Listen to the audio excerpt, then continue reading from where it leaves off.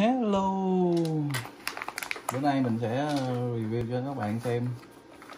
Mình mới lấy gói đồ ở bưu điện về nè. Này mình mua trên eBay. Đồ mình mua đa phần là ở eBay thôi. Thì cũng mất 3-4 ngày rồi nó chuyển về tới đây. Ok, giờ mình sẽ mở ra luôn xem có như miêu tả không ha.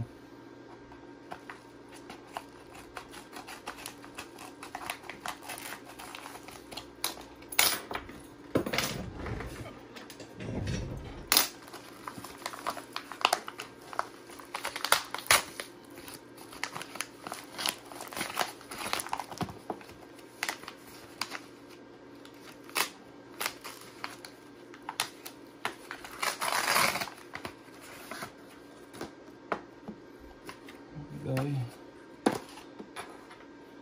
Đây là cái chiếc bật lửa mình mua ở eBay nè. Cái thằng bán nó nói cho mình á là cái đồ này là giống như là hình như là chưa sử dụng, nó chỉ cảm giác vậy thôi chứ nó cũng không biết là đã sử dụng chưa.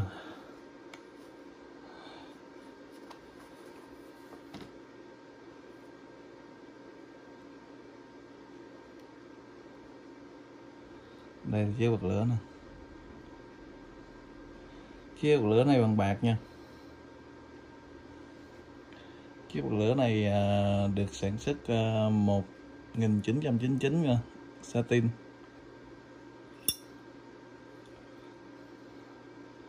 Có châm lửa nhưng mà chắc được quẹt được khoảng vài lần thì phải.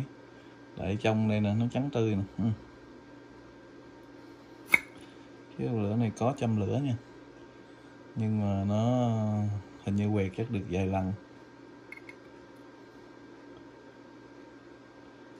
Chững đời gục.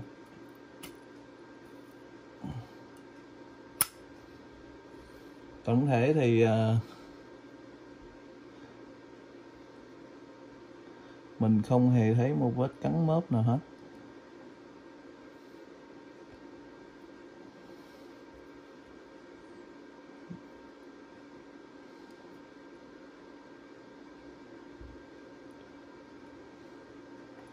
Đây là chiếc mình mua trên eBay nè. Cũng được. Nói cũng đúng như miêu tả. Còn bót luôn, còn bao này luôn. Mấy anh em biết cây này bây giờ ở Việt Nam giá bao nhiêu? Mình cũng không biết nữa. Biết thì bình luận bên dưới cho mình nha.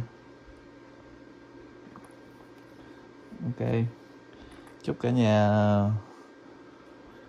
một ngày vui vẻ.